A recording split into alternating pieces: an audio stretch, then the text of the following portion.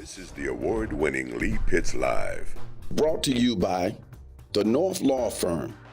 For car accidents and negligent security cases, call Joe at 239-337-1191. And by Lee Health. Welcome back to the Blanchard House Museum here in Punta Gorda, African American history and culture. We're so thrilled to have her on the show for, she hasn't been here in about 20 years in this particular capacity. We're so thrilled that she's now the interim director of the city of Fort Myers CRA. It will be Michele Hylton Terry. Michele, welcome to Lee Pitts Live. Oh, it's so good to be here, Lee. Thank Now, you. the Blanchard House Museum was, you were sort of familiar with this area, so I'm sure you felt comfortable. You feel really cool in here, huh? It is real comfortable being in here, and you know, we have a similar organization in Fort Myers, the Lee County Black History Society, and it's my first time being here at the Blanchard House, but again, it makes me feel real comfortable. Good.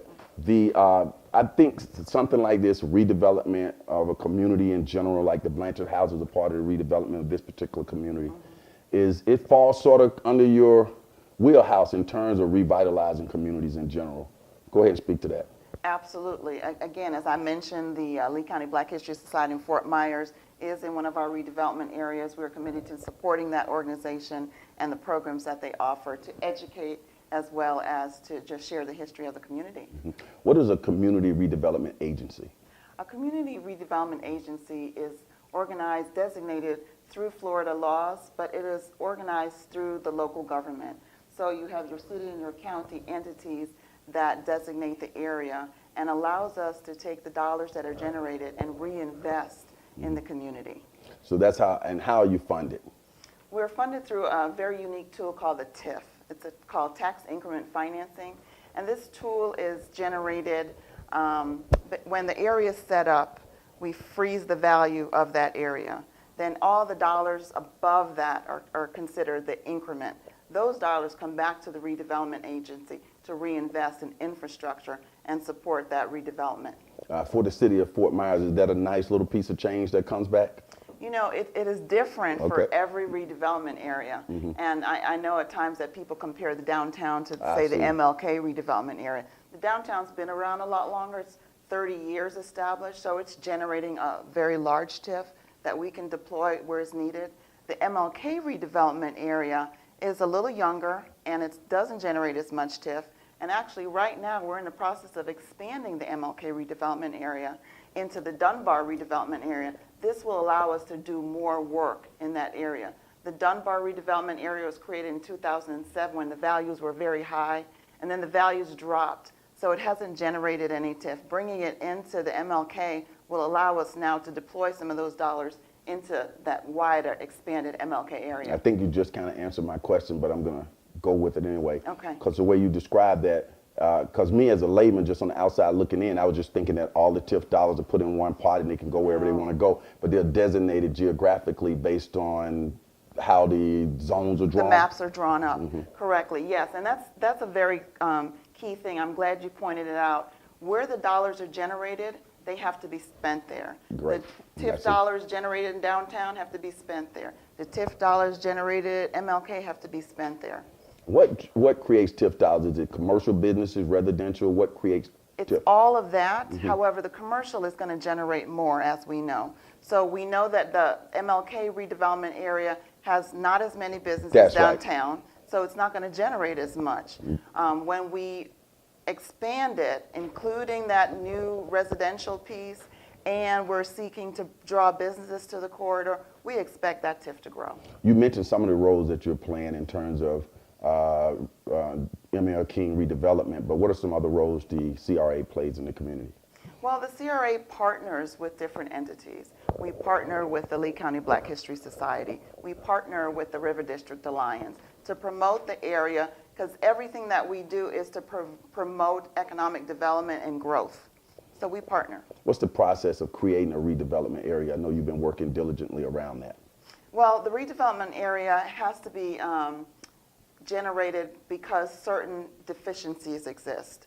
an area where there's high crime, infrastructure that's deteriorated and needs replacement, lots of code violations. So slum and blight is the term that you will typically hear that needs to be present for a redevelopment area to be created. Are you governed by federal laws on how you go about this, or is it local city laws that run that whole process? So we're set up by Florida state law, but we're managed through the local entity, the city in this case. It can be a county also that creates a redevelopment area.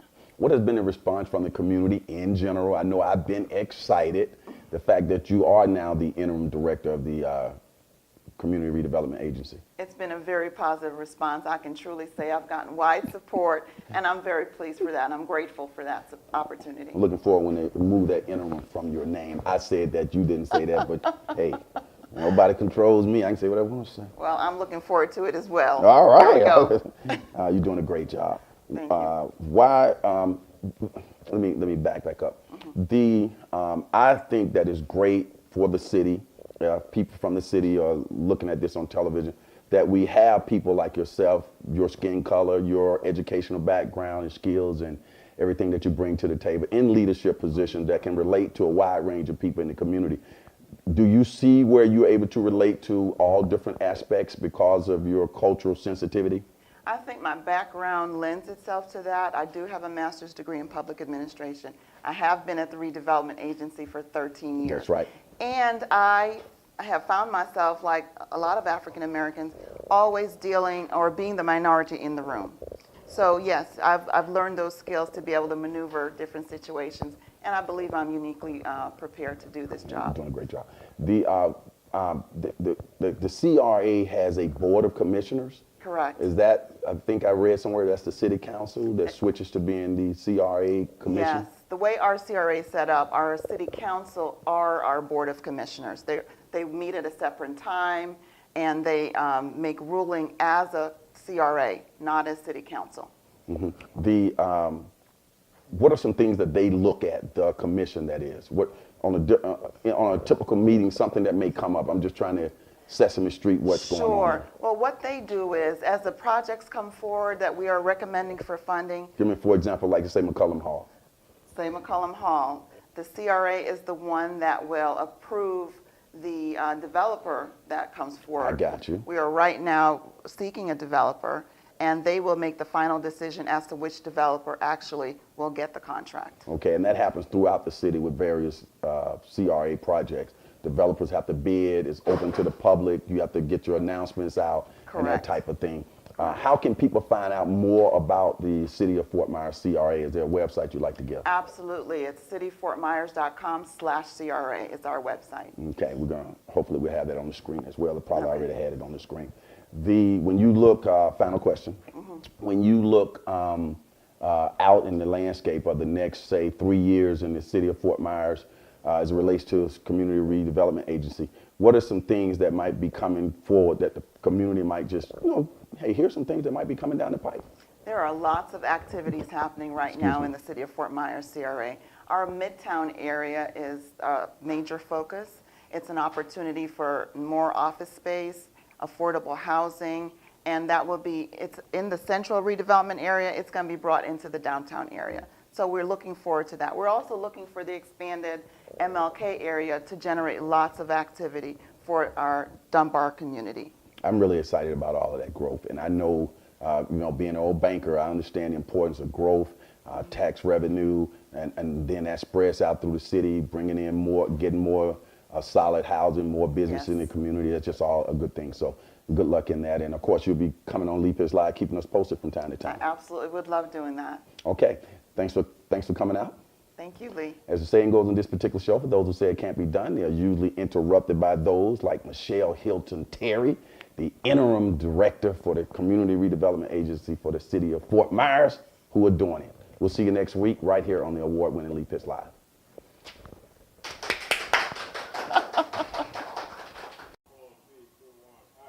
Hey, this is Lee Pitts, the host of Lee Pitts Live, right here on Fox 4. Glad you checked us out here on YouTube.